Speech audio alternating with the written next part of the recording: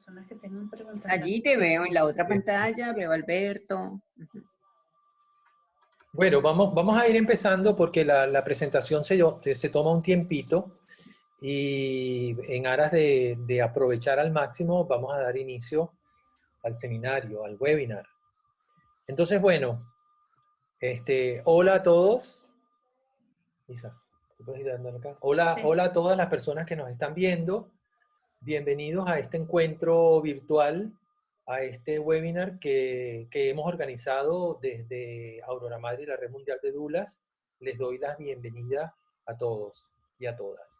Estamos haciendo este webinar como parte de las actividades continuas que Aurora Madre viene desplegando desde hace ya varios años, online, y ahora cobra más relevancia con la situación de la cuarentena mundial prácticamente, ¿no?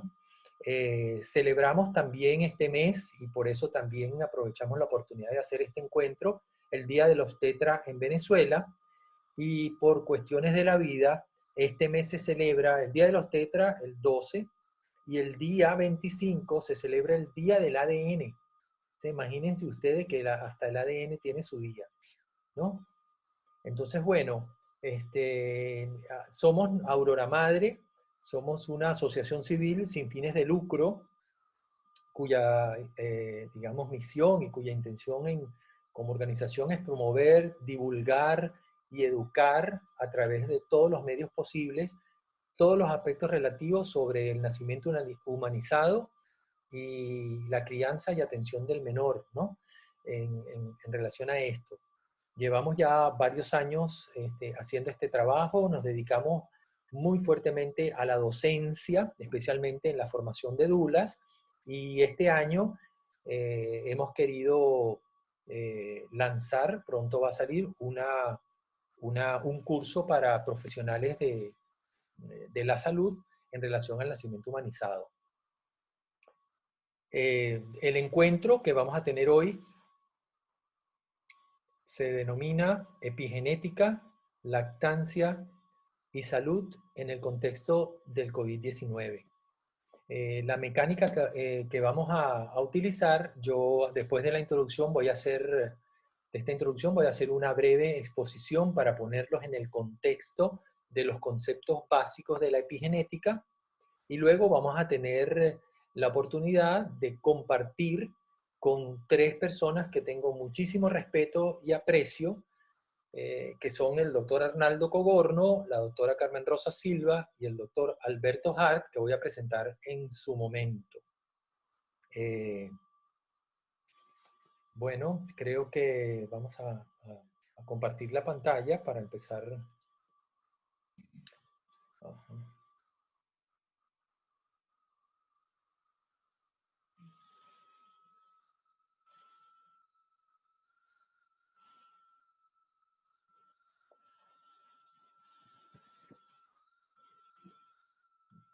Muy bien. ¿Sabes qué pasa acá? Que no vamos a ver quiénes están entrando y cómo le vas a dar. ¿No hay alguna manera de ponerlo más pequeño? Sí. Perdón, pero estamos ajustando algunas cosas técnicas. Bueno, sí. Dale, sí, compartir aquí y yo voy. No se puede.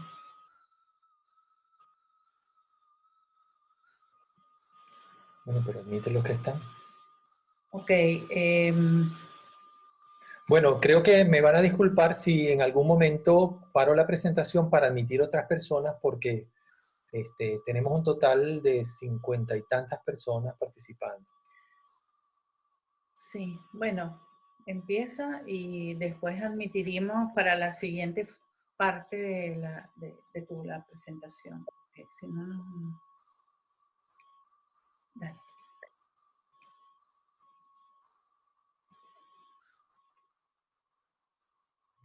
Disculpa, hay una opción donde puedes admitir a todos automáticamente mientras se van Sí, conectando.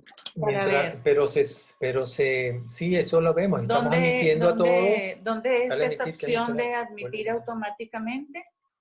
Como en configuración, en settings, ahí tú puedes ponerle para que ellos se vayan agregando una vez se van conectando, sin tenerlos que admitir cada uno. Ah, sí, ¿qué parte? No sé quién nos está hablando, pero por favor, nos dices. Creo Hermano, que en participantes. hermano, no abras no dejes que las personas puedan entrar automáticamente, porque Zoom ha tenido muchos problemas de hace más de un mes para acá, porque dejas que Sí, cualquiera escuché. entre. Sí, yo escuché el Han relato habido tuyo. muchas Sí. hacking. Ok, sí. Bueno, vamos a ver cómo No es hacemos. conveniente. Exacto. Está Gracias, bien. Nena. Gracias. Sí, Bueno, Beltrán, es mejor que pongan la pantalla media y ahí puedes ver quién va ingresando y lo vas dejando entrar. no se puede, no se puede. No se puede, ya lo intenté. Bueno, no, la persona que entre va a esperar al siguiente ponente y cuando hagamos el cambio de ponente, Ingresamos vemos. a los que estén en espera. Sí. Así que vamos a... Sí, quedan en sala de espera. Igual tengo entendido que va a estar grabado, ¿no? Así que también Sí, si se pierde cierta así parte, es. entonces. Sí. Así es, vamos. Bueno, vamos a comenzar. Epigenética, lactancia y salud ante el COVID-19. Como les decía antes, yo voy a hacer esta primera introducción fungiendo como una especie de ácido ribonucleico, de ARN, para transcribir, para traducir la información científica, que a veces es muy compleja, a un lenguaje un poco más entendible, más sencillo, ¿no? Estos son nuestros participantes de hoy, el doctor Arnaldo Cogorno, Carmen Rosa Silva y Alberto Jar, que como les dije voy a presentar en su momento.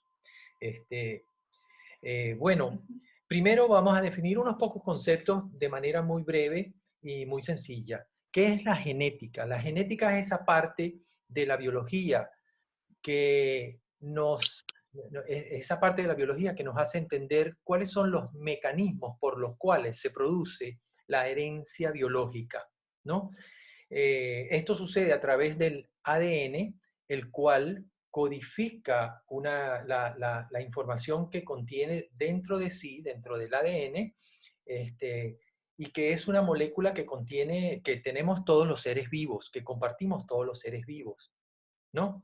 En realidad, ADN significa ácido desoxirribonucleico, es el nombre químico de esta molécula que se enlaza una cadena con otra formando una doble hélice.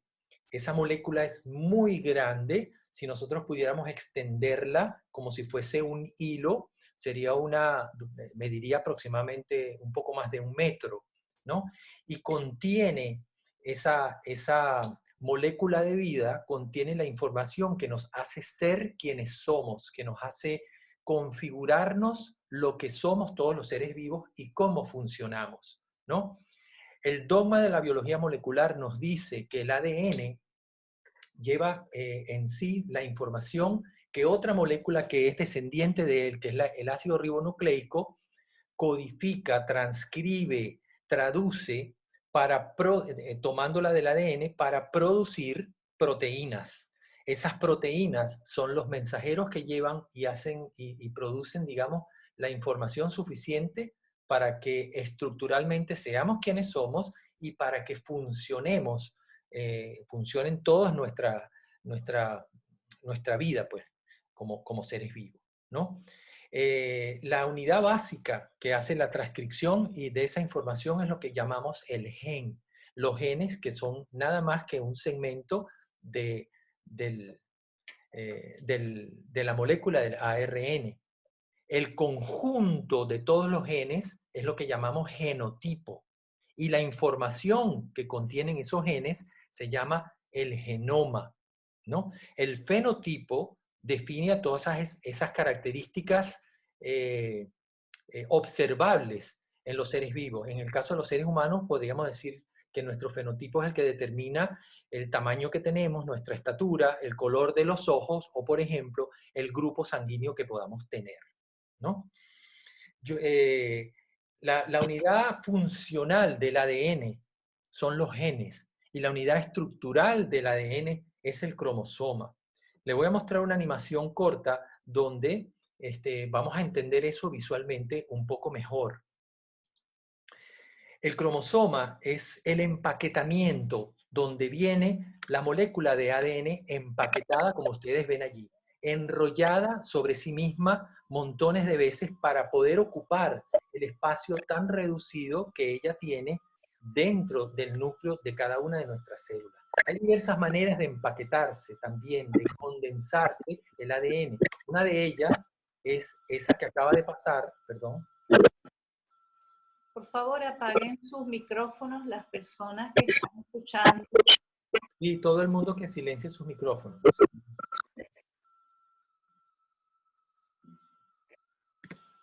Bueno, déjame seguir. No, déjame seguir.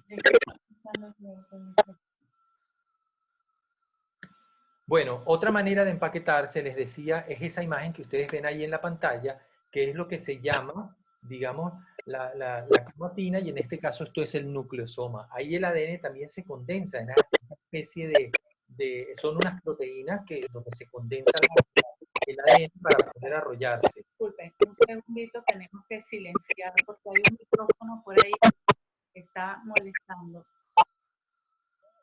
Listo.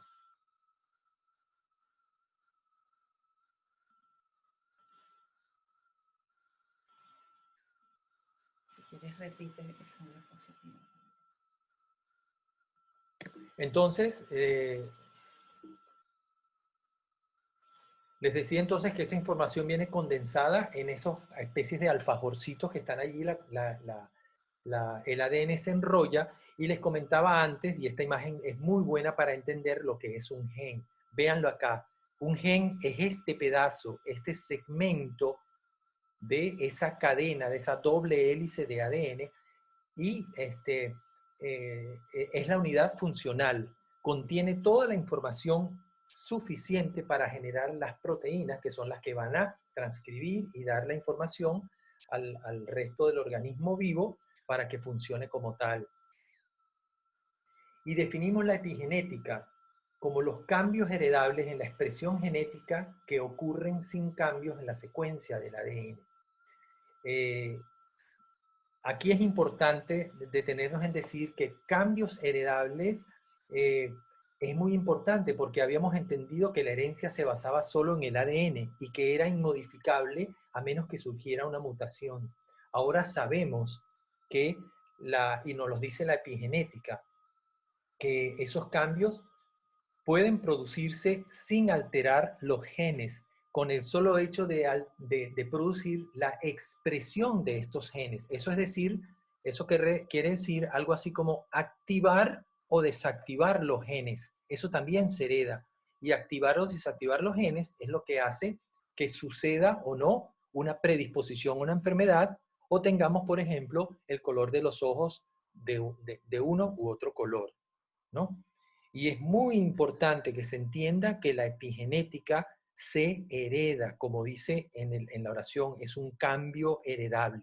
Lo que nos hace pensar que el ADN no es tu destino está mezclado también con el medio ambiente y la capacidad para modificar tu destino en función de la epigenética, ¿no? Si nosotros vemos una imagen similar a la anterior, y puede ser que alguno de los expositores la repita, es para darles mayor importancia a estos aspectos de la biología molecular que son muy lindos. Entonces, fíjense, aquí vemos de este lado, en el extremo izquierdo arriba, está el paquete, el paquete o la bolsa donde viene el ADN, que es el cromosoma. Aquí se desenrolla un poco, nosotros vemos la cadena y vemos que hay momentos en que el ADN se puede metilar, es decir, uno de los aspectos como se produce los cambios epigenéticos es a través de la metilación del ADN, en el cual una sustancia determinada, puede ser una droga, puede ser el humo del cigarrillo, puede ser una sustancia tóxica del medio ambiente, produce un efecto en la cadena del ADN, en esta parte de esta cadena que es un gen, y en este caso lo apaga. Si esto es un gen, por ejemplo, que previene los tumores,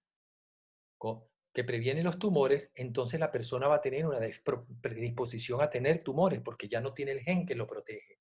Y otro efecto se logra, el otro efecto epidemiológico, epigenético que se puede lograr es cuando estos factores actúan sobre otra parte del ADN, que es donde están compactados.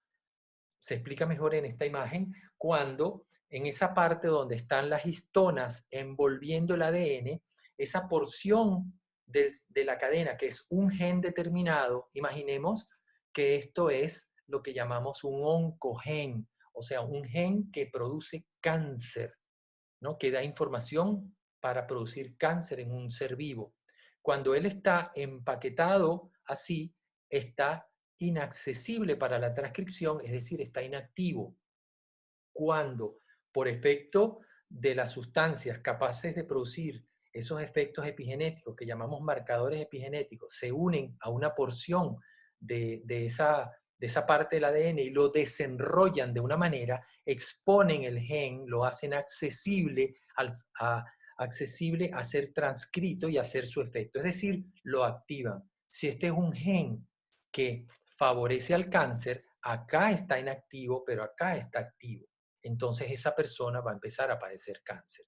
Si lo vemos ahora en la biología para entender la epigenética, quizás de una forma más clara y menos compleja que la biología molecular, este trabajo lo explica en una forma muy linda, que apareció en la revista Science en el 2008. Este señor Kucharski descubrió que, cosa que ya mucha gente sabía, pero alimentando a las larvas de abejas con jalea real, lograba que esa única larva que recibía jalea real se iba a transformar en una abeja reina. Las otras larvas que tenían un ADN, un código genético o una información de vida en su ADN idéntica a la otra larva, se iban a convertir en zánganos o en abejas obreras. De manera que la jalea real fue el factor epigenético que modificó la expresión del gen que hizo que apareciera la abeja reina. Igualmente apareció luego otro trabajo muy, muy lindo, muy, muy nombrado, que fue hecho en estos ratoncitos, ¿no?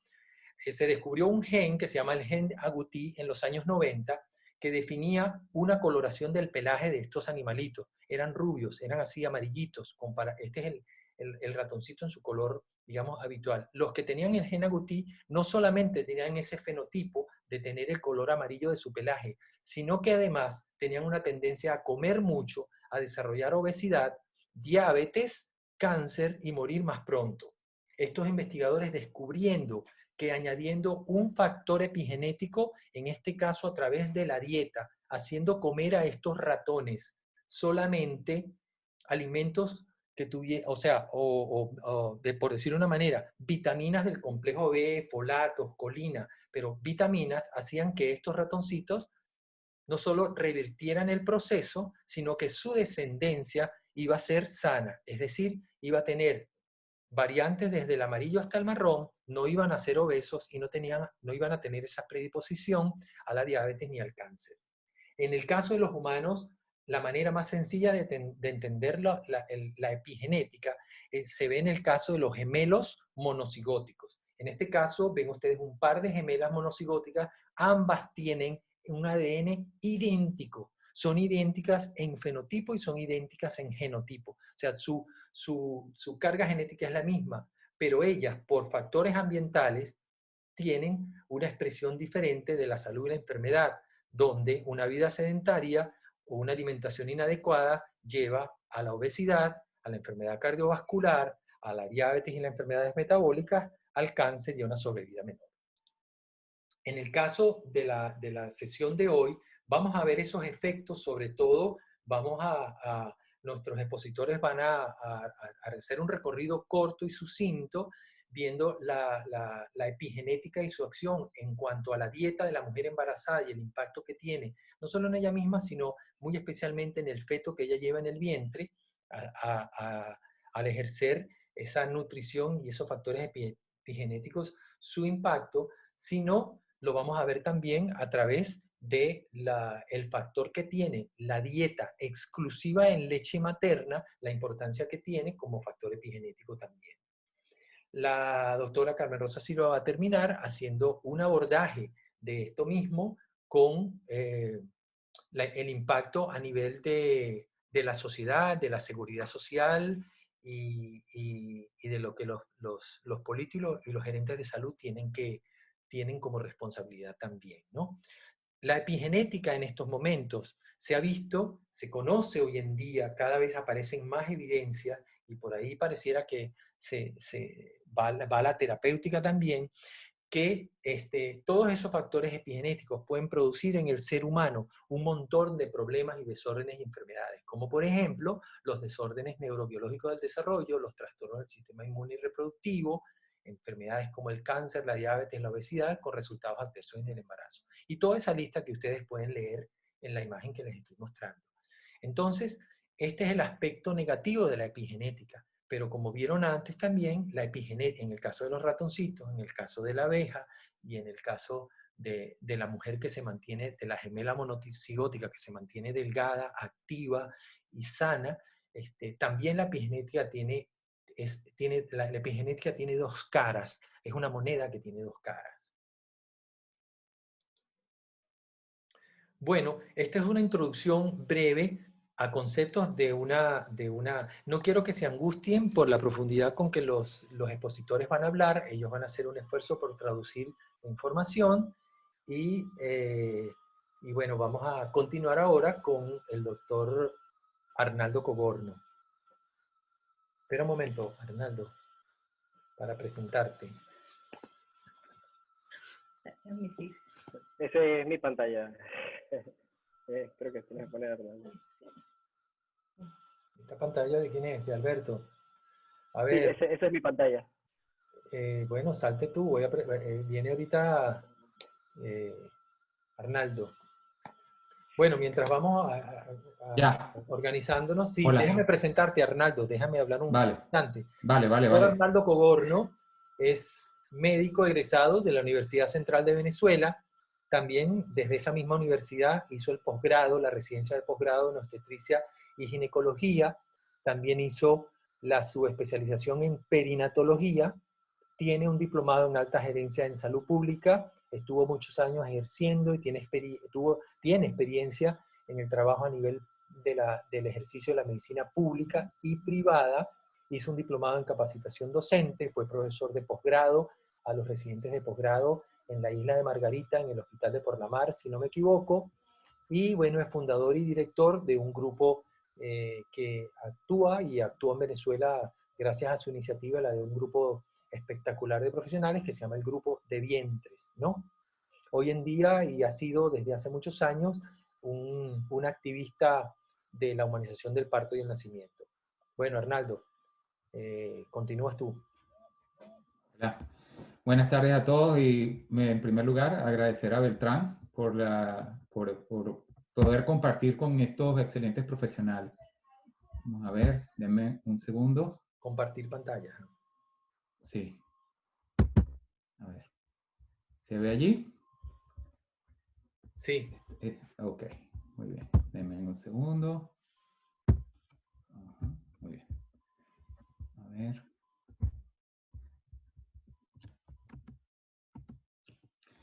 Después que Beltrán les explica ya cómo de lo que se trata la epigenética, yo voy a tocar el punto del síndrome metabólico y cómo influye la epigenética y cómo el desarrollo intrauterino determina la aparición de este cuadro, que antes se le daba poca importancia, pero desde hace unos años se ha integrado en un conjunto de factores de riesgo que requieren o que sugieren la presencia de obesidad de predominio central, es decir, esas personas que son gorditas a nivel de la cintura, los rollos, los famosos cauchos, ¿verdad?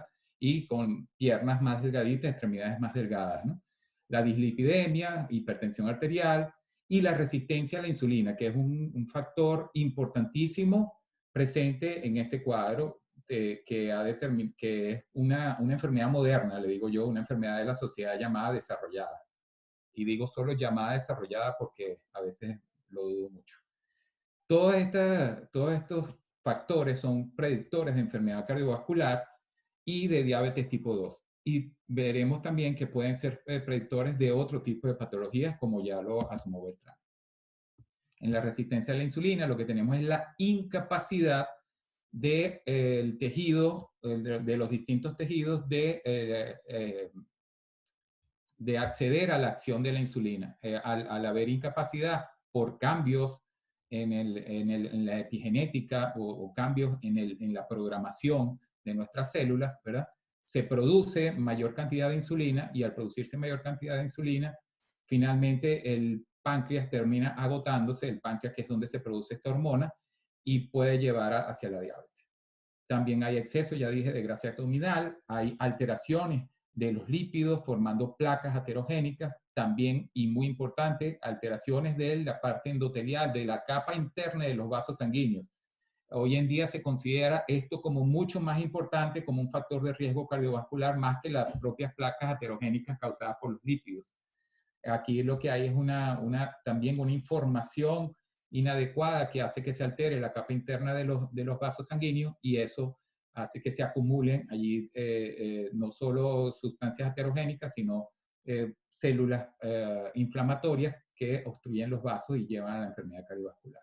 Por supuesto que existe una susceptibilidad genética, pero ya estamos viendo que también hay algo que va más allá de la genética, sino que los factores ambientales, los factores externos y ambiente, en el caso de embarazo, se llama el útero materno y el organismo materno, y también influyen sobre la aparición de este cuadro, que va acompañado con la hipertensión arterial, estados de hipercoagulabilidad, es decir, alteraciones en los factores de coagulación sanguínea, y también se identifica el estrés crónico como un elemento más de estos factores ambientales que modifican la forma como se comportan nuestros órganos desde la vida intrauterina. Fíjense que ya desde 1933, Watson y Crick describieron la cadena de ADN apenas en 1951, pero sin embargo en 1933 ya aparece un trabajo de Kermack y colaboradores que hacen un análisis de las tasas de muertes históricas en Inglaterra, Escocia y Suecia. Y ellos se dan cuenta que las cifras se comportan como si la expectativa de vida fuera determinada por las condiciones que existieron durante los primeros años de la infancia. Ellos dicen, oye, mira, fíjate que de acuerdo a cómo hayas vivido tu infancia, tienes mayores o menores probabilidades de una expectativa de vida X, ¿no? Y también se dan cuenta en ese mismo trabajo, haciendo ese análisis, que la mejoría en la mortalidad infantil depende de la mejoría de la salud materna. Ya ellos están asomando allí, tan lejos como en 1933, están asomando cómo la salud materna influye sobre el desarrollo del bebé y el desarrollo infantil posteriormente. Luego, en 1977, encontramos que este autor, Forsdal, propone que la pobreza en la infancia y la adolescencia, seguida por la prosperidad, es decir, el cambio de factores ambientales, pobreza en la infancia y adolescencia y prosperidad en la edad adulta, constituye un factor de riesgo para la enfermedad cardiovascular, en ese momento él toma la hipótesis de que podría estar involucrado algún tipo de daño permanente causado por un déficit nutricional. Es decir, ya él estaba describiendo allí lo que hoy estamos conociendo, el concepto que nos ha presentado Beltrán de epigenética. Lo que marca la pauta en cuanto al síndrome metabólico y epigenética es esta publicación de Barker, que es la hipótesis del origen fetal de las enfermedades del adulto. Y él plantea allí la hipótesis de la programación fetal, es decir, cómo los factores del ambiente adverso durante la vida fetal y la primera infancia implican un aumento del riesgo de las enfermedades durante la vida uterina. Es decir, hay una adaptación del organismo fetal durante la gestación a condiciones adversas. En este caso, él evaluó la desnutrición de las madres y su relación con el retardo de crecimiento intrauterino. Esta programación, que es un proceso a través del cual un estímulo o una agresión establece una respuesta permanente, mientras más temprano se presenta esta agresión, es decir, mientras si se presenta durante el periodo de vida intrauterina, la respuesta se puede instalar de manera permanente. Esta exposición durante el periodo crítico influye o puede influir sobre la estructura y la función fisiológica a lo largo de toda la vida. Sin embargo, vamos a ver que eso no es inmutable, ¿no? Y ya lo dijo Beltrán, el ADN no es tu destino. ¿Qué encuentran ellos? Fíjense, en el eje horizontal encontramos el peso al nacer, expresado en este caso en libras, y ven que mientras mayor es el peso al nacer, déjame ver, ok, creo que sí ven la flechita.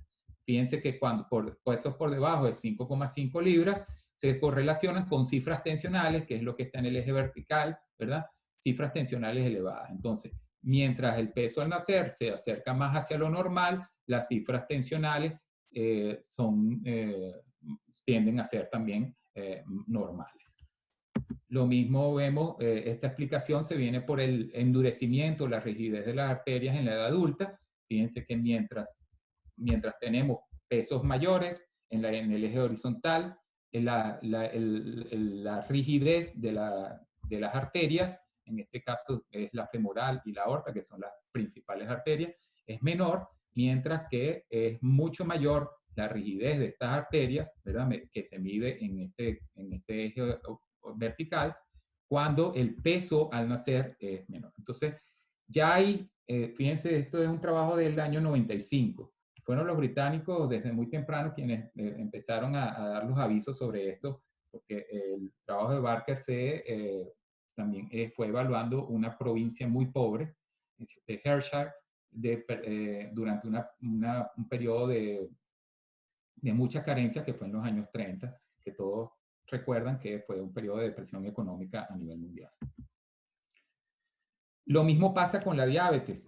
Hay una correlación inversa entre el peso al nacer y la incidencia de diabetes tipo 2, es decir, la diabetes adquirida y la intolerancia a la glucosa, eso que llamamos resistencia a la insulina. Menor peso, mayor porcentaje de diabetes. Aquí entonces tenemos una situación donde el organismo se adapta a una situación de distrés, a una situación de carencia, como es la desnutrición durante el embarazo, una gestante excesivamente activa y desnutrida que programa a su feto para una vida similar, es decir, el bebé cambia su metabolismo para adaptarse a una situación de carencia. Entonces, suelta un poco el desarrollo cerebral, suelta un poco el desarrollo del tejido muscular y se va más hacia la formación de grasa, que es lo que la va a dar algo de reserva calórica. Esto finalmente involucra una mayor resistencia a la insulina y a una proteína que se llama la lectina para optimizar la capacidad de sobrevivencia. ¿Qué es lo que pasa? Posteriormente este hijo ingiere un alto contenido energético, es decir, cambian las condiciones que tenía dentro del útero hacia condiciones de mayor contenido calórico, y además, si a eso le sumamos el sedentarismo, esa adaptación que en principio se plantea el organismo para sobrevivir, lo va a llevar al desarrollo de enfermedades como la obesidad, la diabetes tipo 2 y problemas metabólicos, y también ya vimos la enfermedad cardiovascular. ¿Qué es lo que pasa? Que millones de personas en el llamado mundo desarrollado han pasado rápidamente de la condición de deprivación a la de excesos, trayendo consigo un desarrollo temprano de enfermedades crónicas que se consideraban no transmisibles, pero que vemos que sí pueden ser transmisibles a través de mecanismos epigenéticos, como ya lo explicó Beltrán, que registran los estímulos presentes durante el desarrollo y modifican los patrones de expresión génica, es decir, apagan unos genes y prenden otros para adaptar al organismo. Esta desnutrición fetal se asocia con modificaciones epigenéticas en los genes de proteínas relacionadas con el metabolismo a nivel del organismo, con efectos para toda la vida. Hay algo muy curioso aquí, y es que estos mecanismos, estos trabajos que se desarrollan en el ámbito de desnutrición fetal, se ven también estos mismos cambios epigenéticos, se observan como también en las pacientes obesas. Es decir, cuando hay un exceso de nutrición materna, se pueden estimular mecanismos de programación similares que regulan la bioactividad mitocondrial, que es por allí que va la transmisión transgeneracional a través del ARN mitocondrial, la agresión a las células y la respuesta inflamatoria. Fíjense, se altera el mecanismo a nivel de las células. Hay agresión celular y hay una respuesta inflamatoria. ¿A qué resuena esto en el contexto actual? lo que se está estudiando mucho en la fisiopatología de esta enfermedad del COVID-19, la respuesta inflamatoria exagerada. Muchas de las complicaciones del COVID-19 vienen por una respuesta inflamatoria exagerada, causada en este caso por un agresor que es el virus, el SARS-CoV-2, perdón. Hay una respuesta exagerada, pero fíjense que hay un comportamiento distinto que está por verse, pero que aquí hay una posible explicación, una de las tantas explicaciones posibles de una respuesta inflamatoria exagerada, un comportamiento distinto de acuerdo a las poblaciones. Se piensa que la población mediterránea pudiera tener una reacción de su sistema inmunológico distinta. Y quién sabe, a lo mejor esto viene programado debido a los hábitos alimentarios. Recordemos que los ancianos de hoy en día son los hijos de la Guerra Civil Española, son los hijos de la posguerra mundial, y quizás aquella programación para la carencia, luego viviendo en países con abundancia y además con dietas bien exageradas, pueden haber causado estos cambios que hagan que en este momento su sistema inmunológico responda de manera tan desorbitada ante el ataque de este virus. Claro, esto se ve todavía como una hipótesis, evidentemente. Para terminar y dar chance y dar paso a mi amigo Alberto Hart, vemos entonces que los cambios ambientales que pueden producir cambios en el metabolismo, cambios epigenéticos en el metabolismo, son mayores en el periodo de la concepción, en el periodo de la implantación y desarrollo placentario. La placenta tiene mucho que ver con este tema porque es donde se producen muchos de estos elementos diferenciadores de los cambios, las carencias o agresiones que esté sufriendo ese feto a través de una mala circulación uteroplacentaria durante el periodo que está formando sus órganos, que es en el primer trimestre.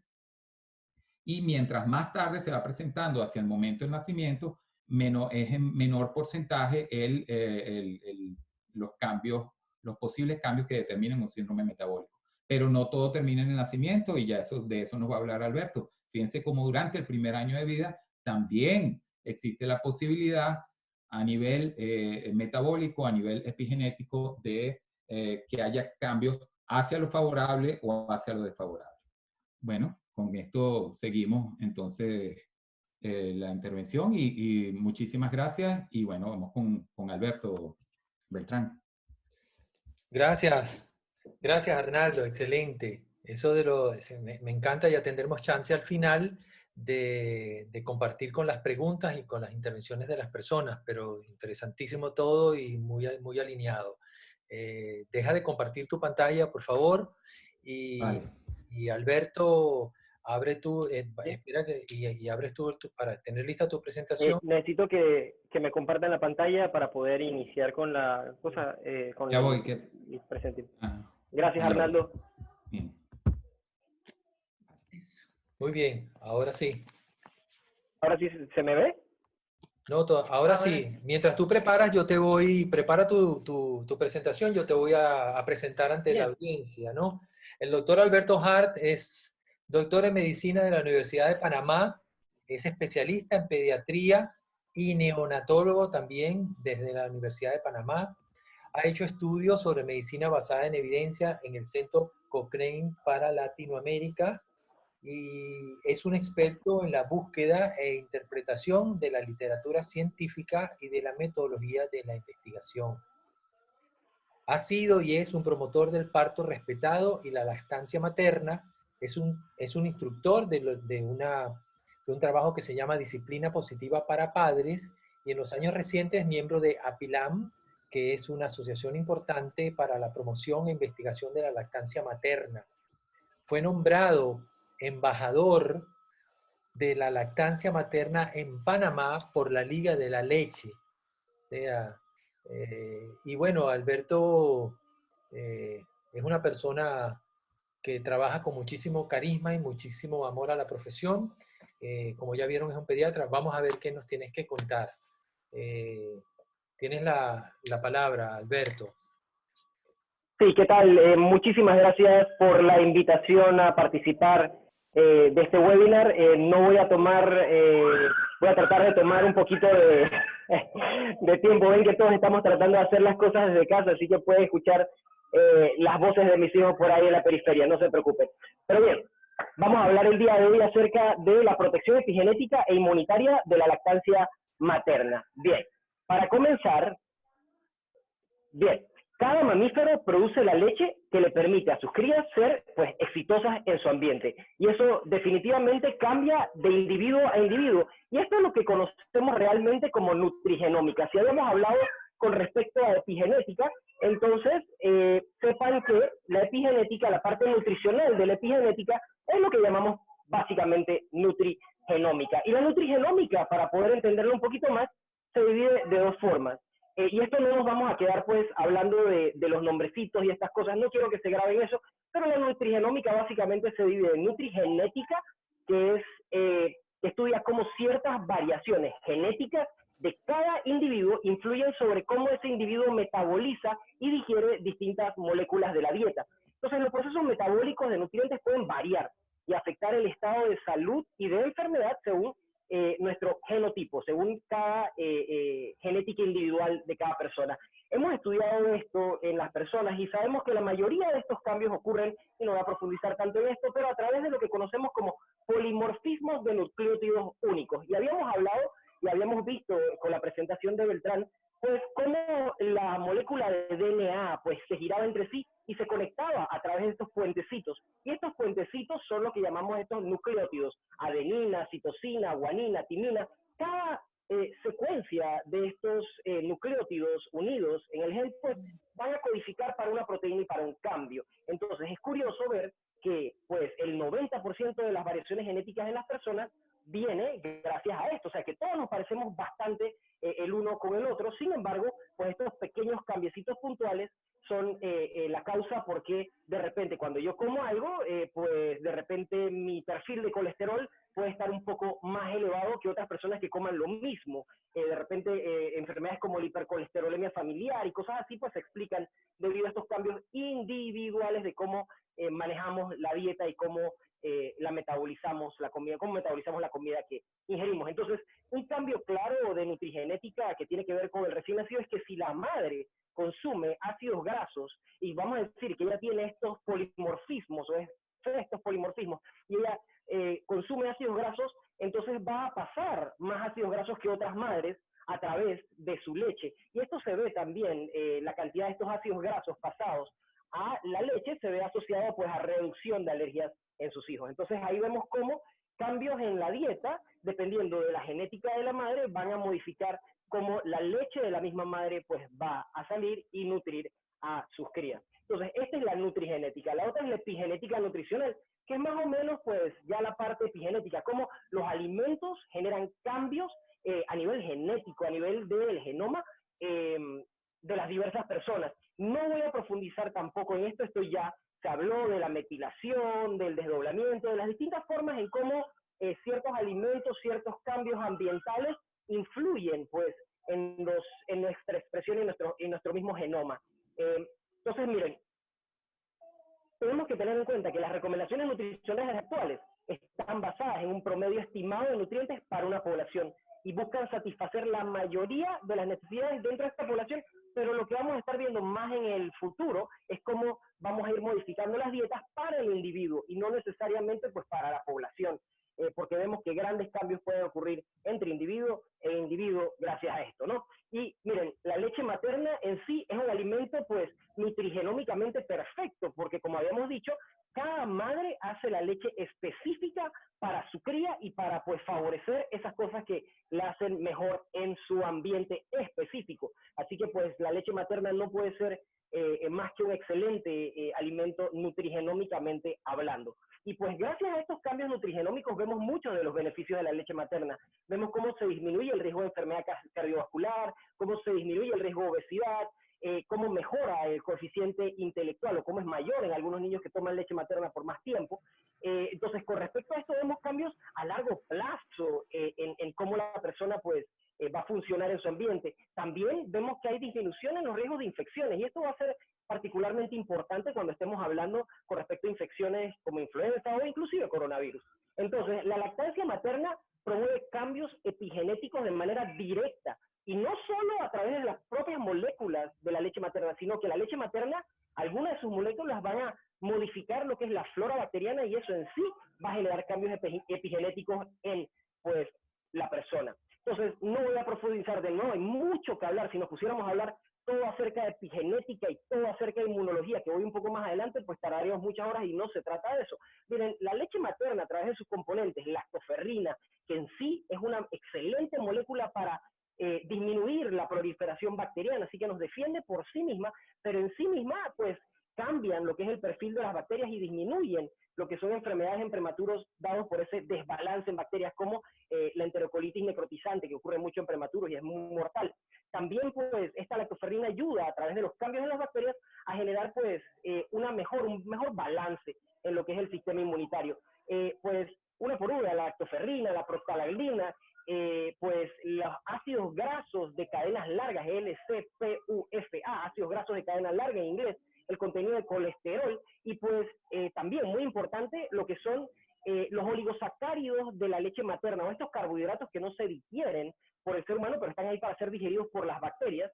En realidad, todas estas cosas nos hacen cambios directos en nuestra genética y en nuestra generación de proteínas, y también pues hacen cambios en las bacterias que también van a llevar a estos cambios en expresión de genes que vemos al final de esta tabla.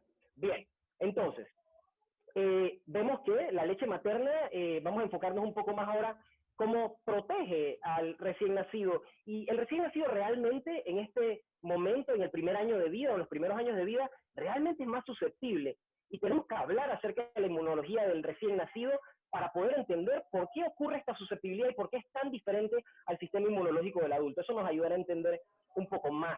Entonces, miren, vuelvo y repito, no quiero profundizar en los conceptos de inmunología, pero vamos a hablar estas cosas de manera muy a grosso modo, muy burda.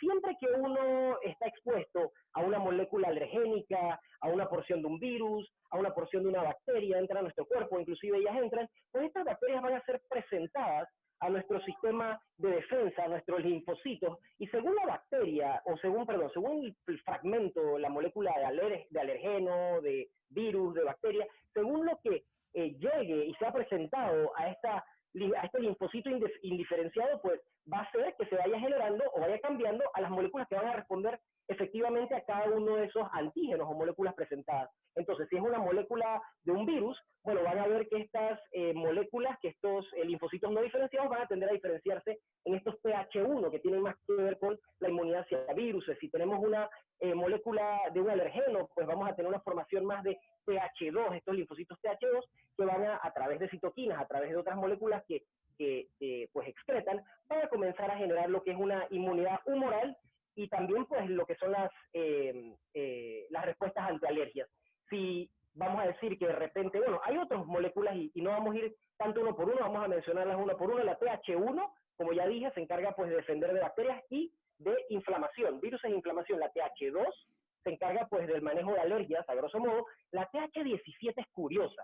La TH17 pues se ve involucrada en procesos inflamatorios. Claro que tiene un funcionamiento en defensa, no hay ninguna de estas moléculas que sean realmente innecesarias. Si tenemos pues un hongo, pues las TH17, estas células nativas se van a transformar o van a llevar a producirse más TH17 y sus citoquinas correspondientes, pero en realidad se ven muy frecuentes en inflamación.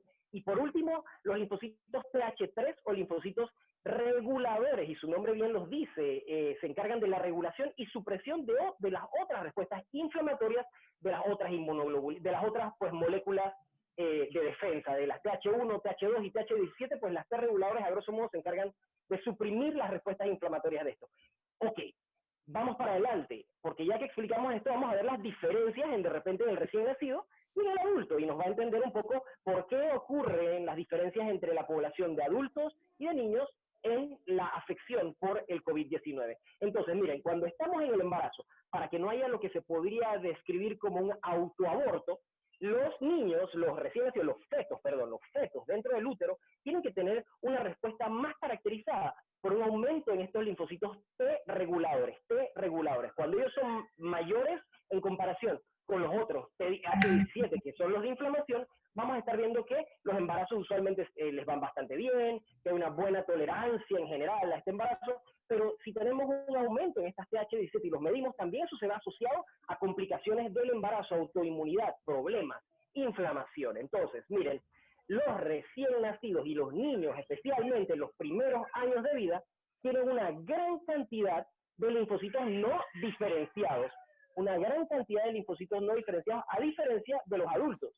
Ahora, ellos tienen una menor cantidad, y proporcionalmente hablando, en comparación con estas supresoras, tienen una menor cantidad de TH1, TH2 y TH17.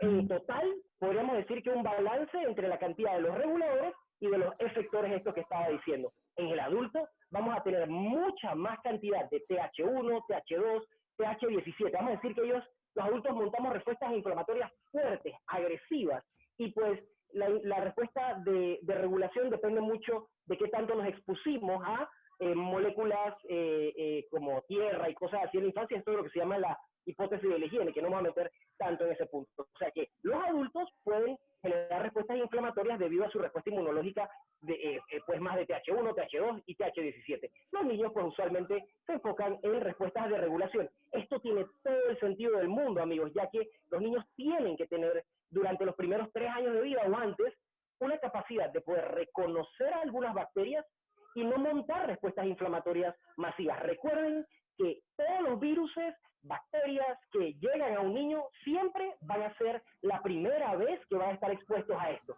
¿ok?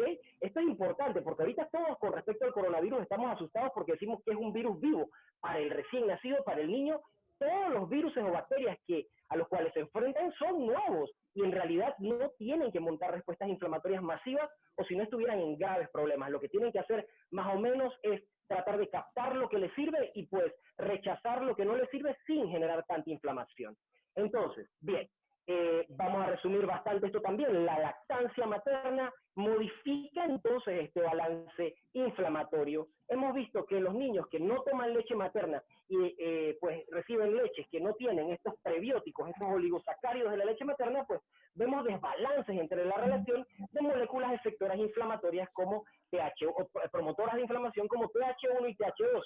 Y estos niños pues tienen una mayor proporción a alergias, porque tienen un aumento de TH2, de respuesta a TH2, y también tienen una menor defensa antiviral, que es la TH1. Ahora, los que toman leche materna no es que tienen más TH1, porque esto también llevaría más inflamación.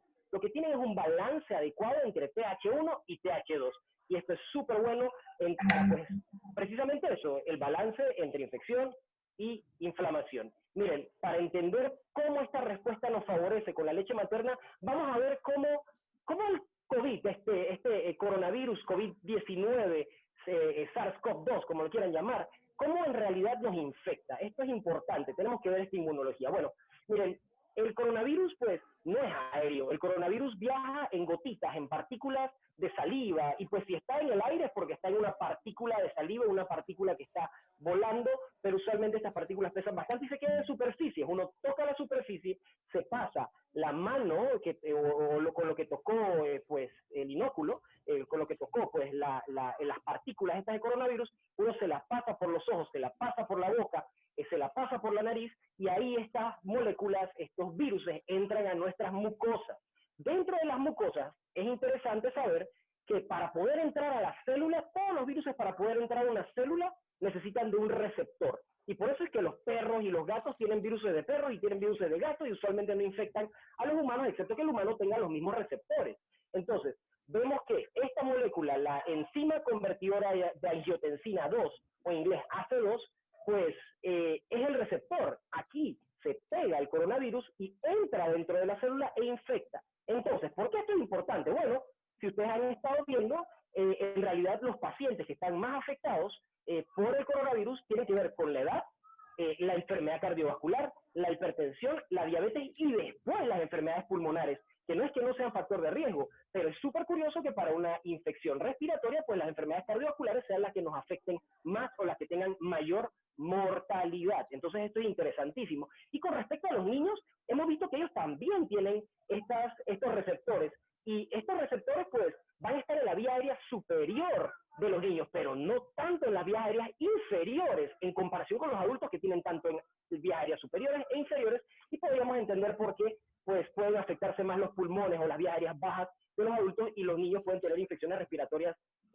superiores, más que nada. Y también las EK2, estas enzimas convertidoras de angiotensina, no necesariamente van a tener la misma función. Bueno, también el coronavirus, muy bien, como dijeron en la presentación anterior, produce una respuesta inflamatoria. ¿Y qué significa con respecto a inmunoglobulinas? Bueno, el mismo coronavirus activa lo que son las células efectoras TH1 y TH17. Y esto es súper interesante, porque los niños en realidad tienen una menor respuesta de estas moléculas, de estas células TH1, TH2 y TH17. Cuando los adultos, cuando están infectados por esto y son afectados severamente, lo que les ocurre y lo que los lleva pues a los peores escenarios es lo que llamamos tormenta de citoquinas, que ocurre por un desregulado aumento de la actividad de las TH17. Y estas en sí van a llevar a que se produzca mucha mayor cantidad de moco, de edema, de líquido dentro de lo que es el pulmón, y esta inflamación es lo que en realidad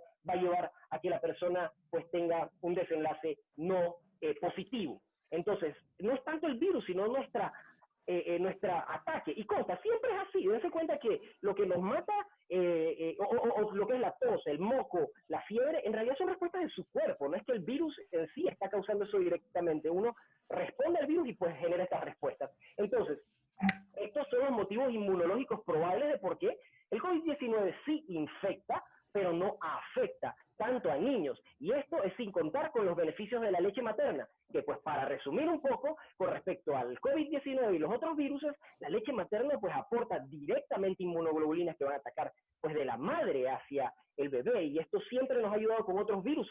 Entonces, como la influenza, que no se recomienda detener la lactancia en esto porque nos defiende de estos problemas, también pues la leche materna pasa a células de defensa, macrófagos de la misma madre que están activados y pues que en sí mismo producen respuestas de defensa. O sea que el niño no tiene que montarla tanto, la madre lo monta por sí y no tiene esa inflamación asociada. Entonces, la leche materna modula y da balance a la respuesta inflamatoria y defensa, promueve un mejor perfil bacteriano del microbioma que en sí va a ser una protección para pues la infección por este virus y la afección por este virus, y también trae beneficios que ya hemos mencionado epigenéticos a corto, mediano y largo plazo, que nos va a hacer adultos pues más saludables y pues para la próxima epidemia seguro mucho más resistentes también. Entonces, amigos, si puedo concluir con algo, es que pues los niños pues se defienden bastante bien de esto, y por ende todos aquí debemos estar listos para proteger la lactancia materna. No solo hay un beneficio de protección inmediata contra el virus y contra la enfermedad, sino que también es para la salud a corto, mediano y largo plazo. No hay justificación para estar deteniendo las lactancias, y eso quizás es como la moraleja más importante para mí de esto que quisiera comentar con ustedes. Así que muchas gracias, amigos, y pues bueno, todos a proteger la lactancia materna. Muchas gracias, Alberto. Excelente como siempre y muy claro. Cualquier duda que tengan, les recuerdo por favor a todas las personas asistentes que vamos a tener un espacio para preguntas específicamente sobre el tema. Al final de haber terminado las preguntas, vamos a dejar un espacio también abierto para los expositores que se quieran quedar y para las personas participantes que se quieran quedar para debatir y compartir ya en líneas generales cualquier cosa. Bueno, mientras Alberto deja de compartir su pantalla, yo voy a... bueno, Carmen Rosa, yo paso la tuya y tú me vas diciendo. Ya te voy a presentar. Vamos a esperar que... Alberto, por favor, deja de compartir tu pantalla. Estoy tratando de salir para... Pues te paso a ti la pantalla. Sí.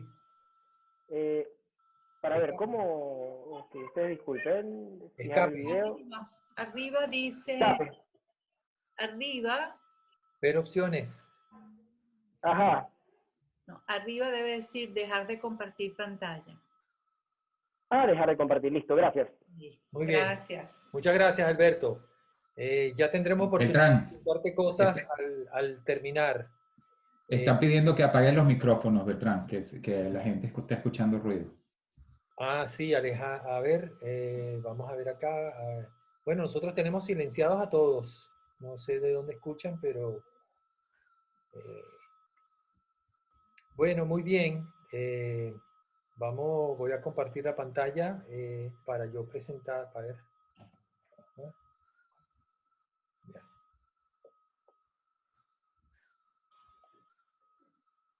A ver.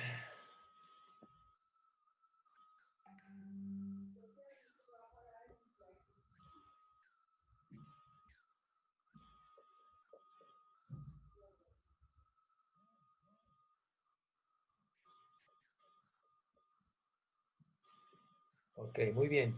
Bueno, la doctora Carmen Rosa Silva, que va a continuar con el webinar, es médico egresada de la Universidad Central de Venezuela, es obstetra ginecóloga, hizo la residencia de obstetricia y ginecología en la Universidad Central, en la maternidad Concepción Palacios, hizo también la especialización en ultrasonido en el Instituto Venezolano de Ultrasonido en Medicina, hizo múltiples estudios, no ha dejado de estudiar esta querida amiga, es especialista en gerencia educativa en la Universidad Experimental Simón Rodríguez, hizo gerencia en servicios asistenciales en el Instituto Pedagógico El Libertador, hizo gerencia en salud en la Universidad Católica Andrés Bello, hizo gerencia en ética, hizo una maestría en innovaciones educativas y un doctorado en seguridad social. Creo que estos dos últimos, y el título de experto en seguridad social española en la Universidad Complutense de Madrid. Carmen Rosa es docente, investigadora, coordinadora, moderadora de eventos médicos, jurado en jornadas científicas nacionales e internacionales, y es una incansable estudiosa en la medicina, además de una excelente persona con una visión muy humana del ejercicio de la profesión. Carmen Rosa nos va a hablar sobre la oportunidad para la seguridad social, para la solidaridad en la seguridad social. Carmen Rosa, cuando quieras puedes hablar.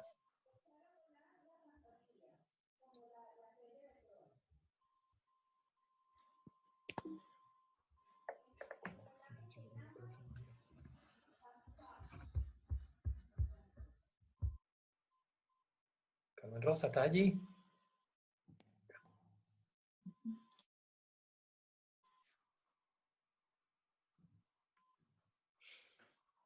Ahora sí. Sí, te escuchamos claramente. Adelante. Buenas noches, o buenos días, o buenas tardes para todos, según la latitud en la cual se encuentren. Estoy agradecida por esta invitación que me hizo el doctor Beltrán Lares, con quien he compartido múltiples experiencias. Y me encanta este conversatorio, sobre todo por lo que vendrá después de mi intervención, pues son los aportes de ustedes, esa pluriparticipación, lo que enriquece y permite que sigamos avanzando en pro de la humanidad. Por ahora les voy a decir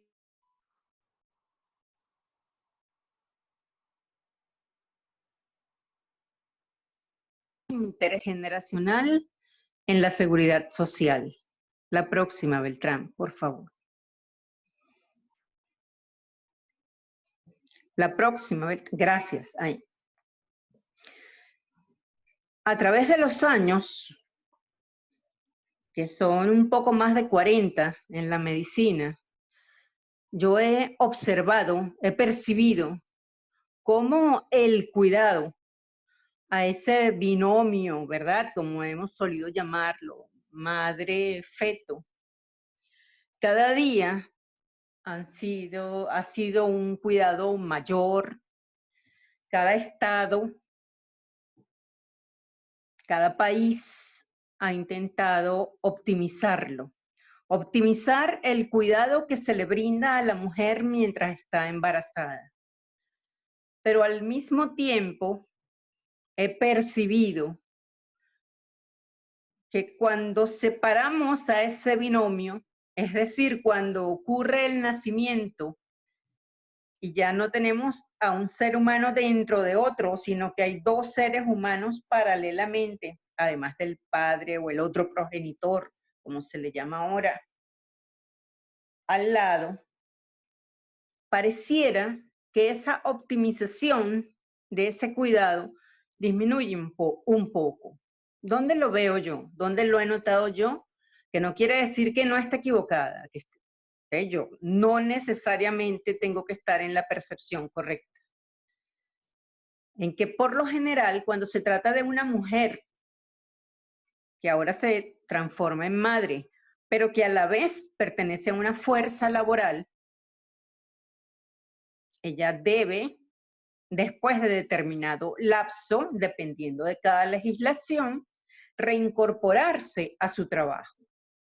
Para reincorporarse a su trabajo, generalmente ocurre, y lamentablemente, un destete precoz, lo cual se interrelaciona, por supuesto, con un desapego que yo me atrevería a llamar temprano, debido a lo que los expositores que me precedieron conversaban sobre la temprana edad, la parte más temprana de la vida, la infancia temprana, etc.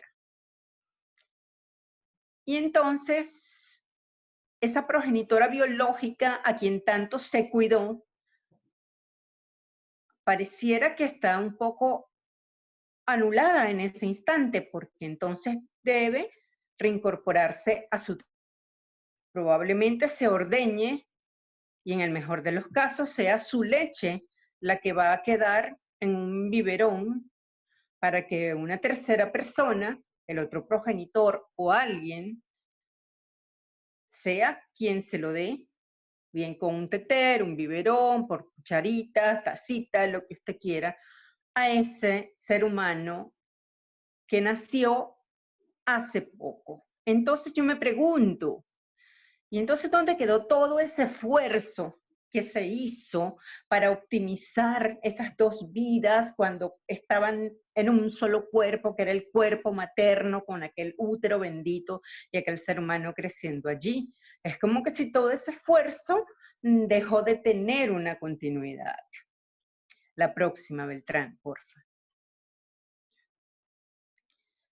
De esa manera, entonces, volviendo a las palabras de mis antecesores,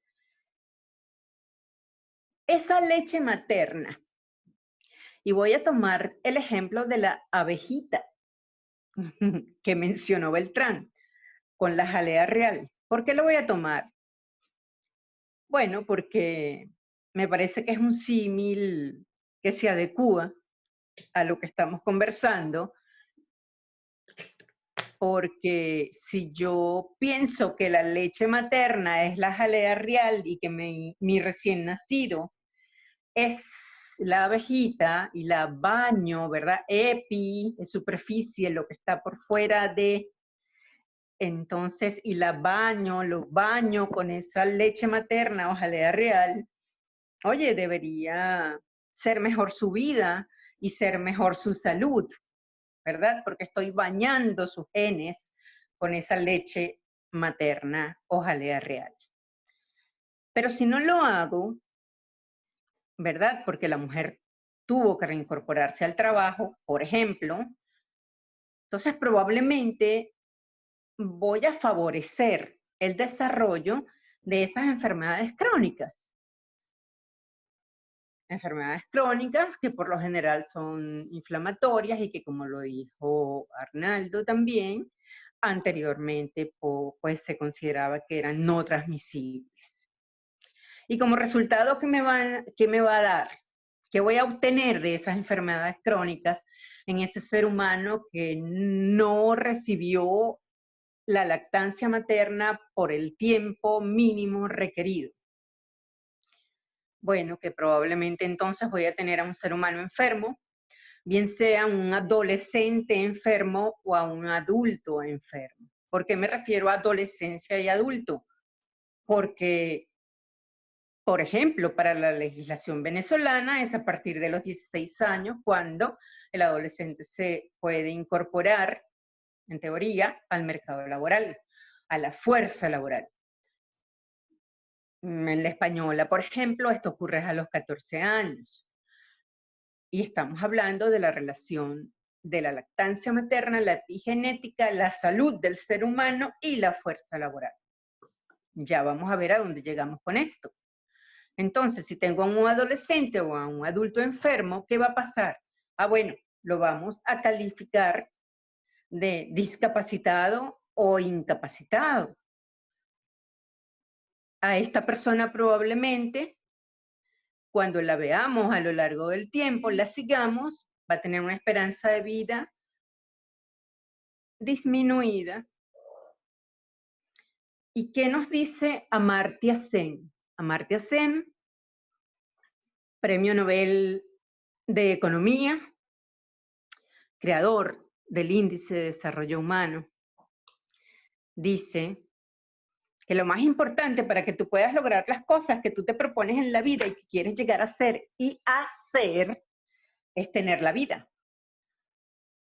Por eso lo peor que le puede pasar a un ser humano, el peor límite que tiene el desarrollo humano es la mortalidad infantil. ¿Por qué? Porque todo aquel que se muere antes de los 5 años, pues no logrará ni siquiera tener un proyecto de vida. Entonces, esta esperanza de vida definitivamente está en estrecha interrelación con el desarrollo humano y al mismo tiempo está en interrelación con la epigenética, con la cual, si los factores ambientales, si los factores del entorno han sido positivos, han sido buenos, han sido favorables, se verá favorecido el desarrollo humano. Al contrario, pues será todo lo inverso, como lo veremos en la próxima diapositiva o lámina. Acá. Entonces, seguimos con el ser humano.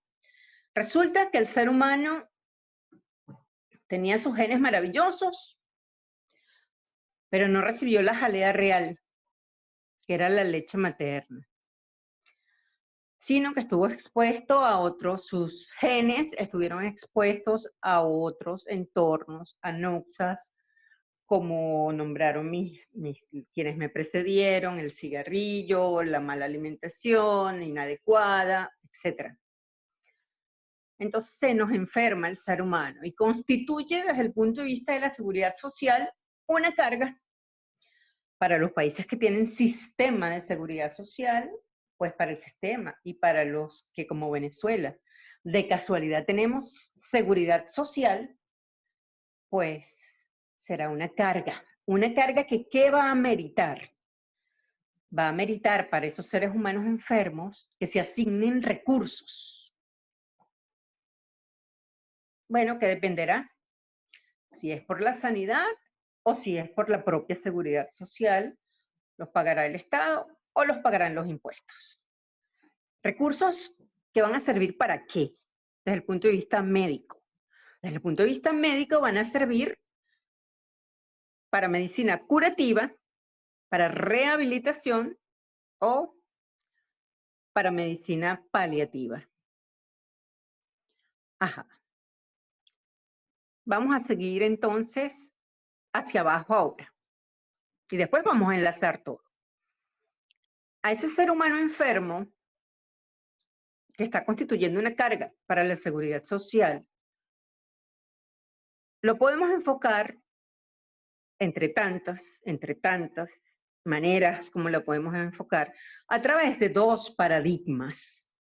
Un paradigma kantiano, es decir, lo vamos a ver a través de los lentes, de las gafas, como dicen aquí en España, de Kant, por un lado, y por el otro lo vamos a ver poniéndonos los lentes de Maquiavelo.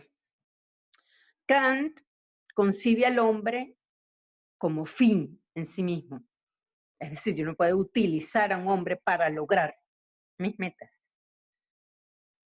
Entonces, cuando lo concibo como fin último, ese hombre va a tener una capacidad disminuida para cubrir sus propias necesidades y expectativas.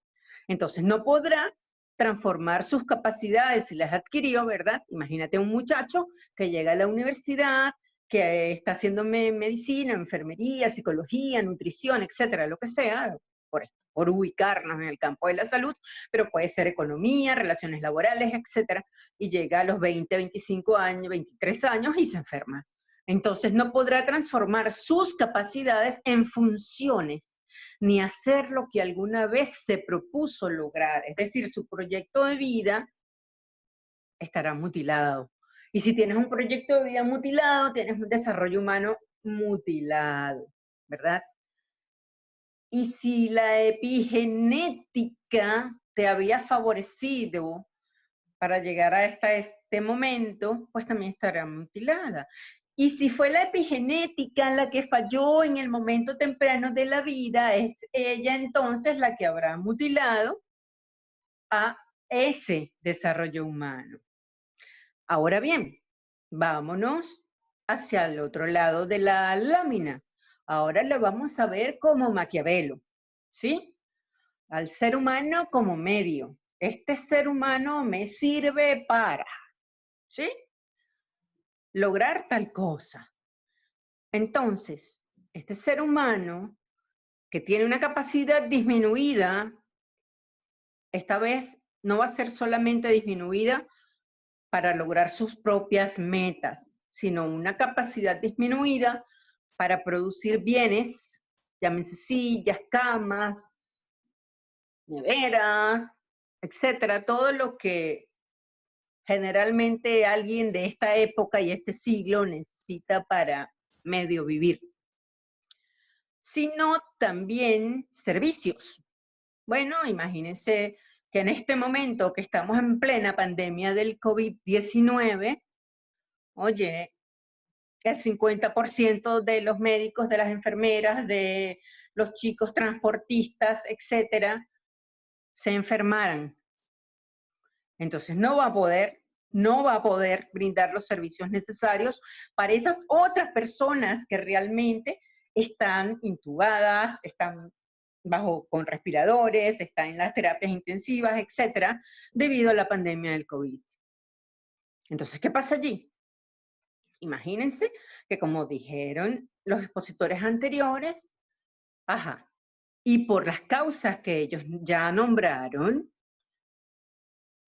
están las personas ancianas, son las que se están viendo más afectadas.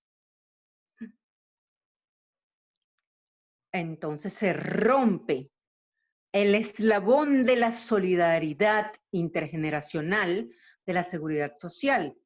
¿Por qué?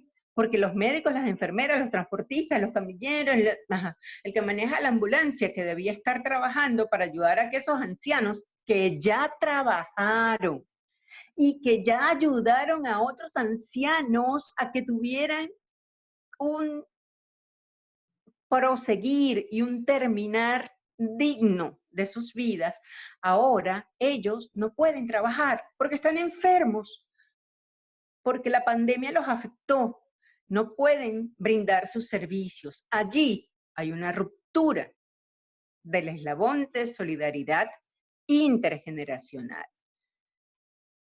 Entonces, si tomamos los dos enfoques, ¿verdad? El hombre como fin y el hombre como medio, yo opino humildemente que la lactancia materna como factor que pudiese beneficiar a la epigenética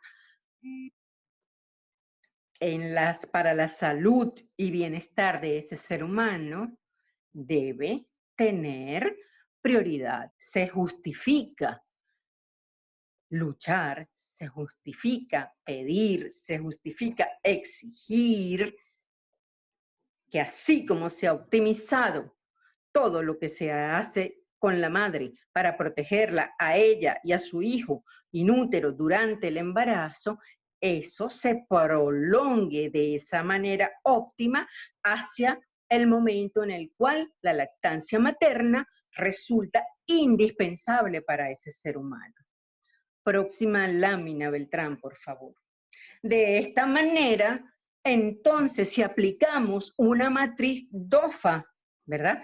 DAFO, FODA, ustedes pongan las letras en el orden que quieran. Lo importante de estas matrices, ¿verdad? es que tenemos a la persona y al entorno, ¿verdad? A la abeja y a la jalea real, al recién nacido y a la leche materna, al feto inútero y a su madre gestante. Entonces, toda persona posee debilidades, todos poseemos debilidades, pero todos también poseemos fortalezas. Y poseemos además algo mucho más importante, que es la capacidad para transformar debilidades en fortalezas. ¿Debilidades como cuáles? Ya lo dijeron mis compañeros.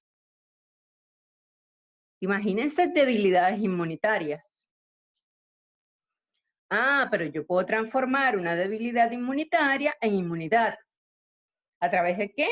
Bueno, puede ser a través de la lactancia materna, puede ser a través de inmunizaciones o vacunas, y entonces yo voy a transformar esas debilidades, que fue mi ausencia, ¿verdad?, de inmunidad o baja inmunidad, en una fortaleza, porque ahora sí voy a tener inmunidad contra el COVID-19 o cualquier otro virus, bacteria, etcétera, noxa, que viene del entorno, que me quiera fastidiar como persona.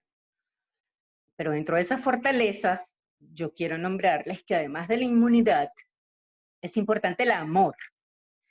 El amor hacia todos, no solamente hacia nosotros mismos, hacia nuestra familia, el amor a todos, a la humanidad. Y por parte de la madre, otra fortaleza es esa capacidad para amamantar. Y ese deber y ese derecho que tenemos para amamantar a nuestros hijos o a otros niños que lo requieran. Antes siempre era la moda las nodrizas. Mi abuela materna fue alimentada, mi bisabuela materna, a la que conocí, era nodriza. Ella alimentaba a niños nacidos de gente rica. Finalmente, dentro de las fortalezas, quiero recordar que tenemos un intelecto y quiero recordar que el conocimiento es infinito y hoy está a la disponibilidad gratuita de todo aquel que lo quiera buscar. Si me voy, y ya para terminar, al otro lado de mi lámina, y vemos el entorno, en el entorno ofrece dos cosas también. Ofrece amenazas, dentro de las cuales hoy nos encontramos con una muy importante, que es la pandemia COVID-19 o SARS-CoV-2. Pero ofrece oportunidades. Oportunidades.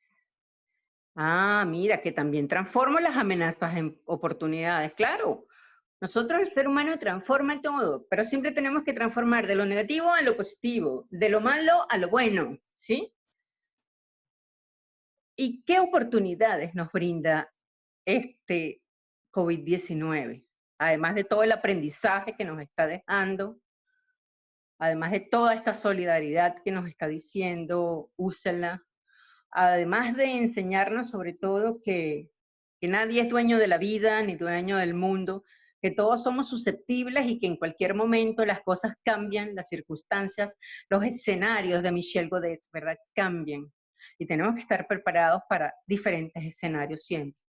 El mejor, el peor y el más o menos. ¿Y qué oportunidades veo yo desde el punto de vista de la seguridad social y desde el punto de vista de la sociedad en general? Que si estamos bajo un ambiente de libertad y de democracia, y eso es teoría gala del desarrollo humano, podremos debatir.